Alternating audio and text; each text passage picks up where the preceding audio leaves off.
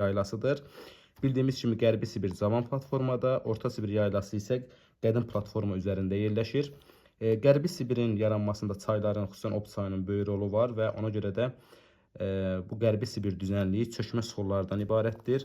Burada biz yanar faydalı qazıntılara, neft-qaz kimi təbii ehtiyatların geniş yayıldığını görə bilərik. Orta Sibir yaylası isə əsasən filiz faydalı qazıntılarla zəngindir. Həmçinin bu ərazidə almaz ehtiyatları da yayılmışdır. Deməli, Asiyanın şimal hissəsində Mezozoy erasına aid olan Verxoyanski, Çerski, həmçinin Sakit Okean sahillərində yerləşən, deməli, Sxoti Alin dağları yerləşir. Bu hər üç dağ Mezozoy erasında yaranmış dağlardır. Kimmeri qırışlığına aiddir və qədim dağlar hesab edilirlər. Biz Asiyanın şərq hissəsinə baxsaq, Asiyanın şərq hissəsində platformalar da geniş sahə tutur və burada ən böyük düzənliklərdən biri Böyük Çin düzənliyidir. Böyük Çin düzənliyinin yaranmasında Xuanxe və Yangtze çaylarının böyük rol olmuşdur. Bu çayların gətirdiyi çöküntülər Böyük Çin düzənliyinin yaranmasında rol oynamışdır.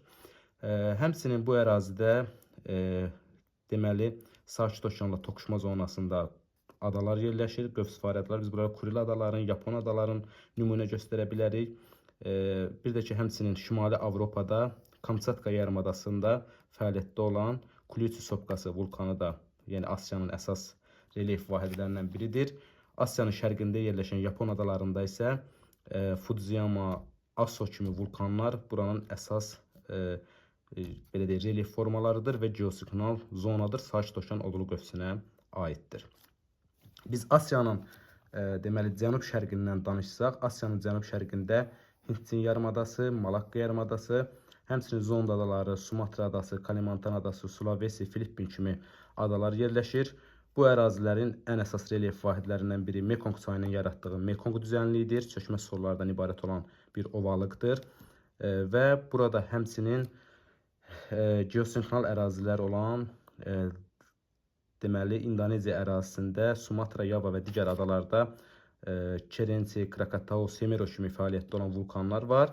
Həmçinin Filippin adasında isə deməli Apo və Pinatubo vulkanı bu ərazilərin əsas vulkanlarından hesab edilir.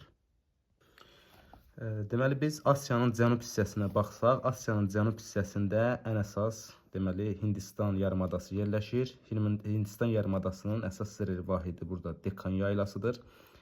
Dekan yaylasında həmçinin qalxan ərazilər mövcuddur. Ona görə də burada filiz faydalı qazıntılar, xüsusən dəmir ehtiyatları geniş şəkildə yayılmışdır.